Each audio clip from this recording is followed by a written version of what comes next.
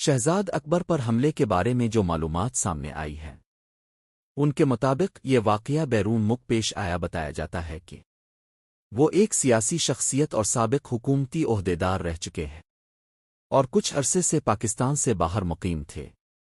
Reports کے مطابق ان پر اچانک حملہ کیا گیا جس میں انہیں جسمانی نقصان پہنچا۔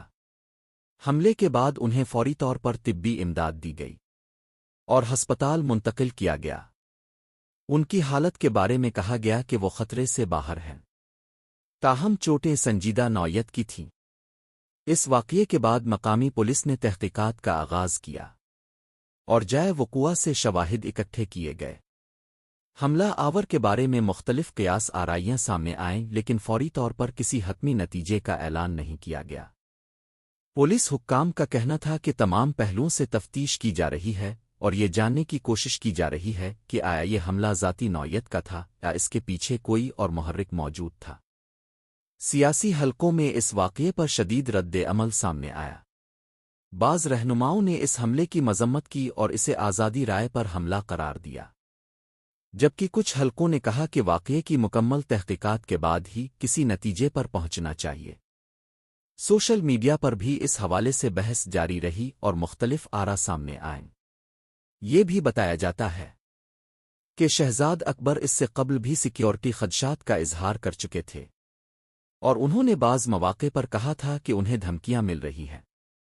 ان بیانات کے بعد اس حملے نے مزید سوالات کو جنم دیا کہ آیا ان خدشات کو سنجیدگی سے لیا جا رہا تھا یا نہیں۔ پاکستان میں بھی اس واقعے پر بات کی گئی اور بعض حکومتی اور اپوزیشن شخصیات نے بیانات دیے۔ کچھ لوگوں نے اسے سیاسی تنازعات کا تسلسل قرار دیا، جبکہ دیگر نے کہا کہ کسی بھی شخص پر تشدد قابل مذمت ہے، چاہے اس کے سیاسی خیالات کچھ بھی ہوں۔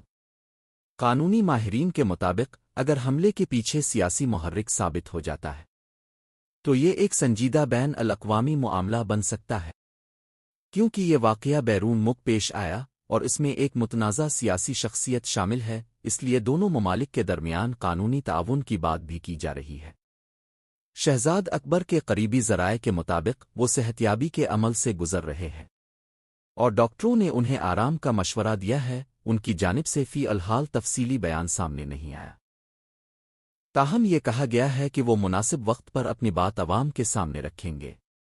یہ واقعہ ایک بار پھر اس سوال کو اجاگر کرتا ہے کہ سیاسی اختلافات کس حد تک شدت اختیار کر سکتے ہیں اور شخصی سلامتی کے مسائل کس قدر اہم ہو چکے ہیں۔ تجزیہ کاروں کے مطابق ایسے واقعات سے معاشرے میں عدم برداشت بڑھتی ہے اور سیاسی مکالمہ مزید مشکل ہو جاتا ہے۔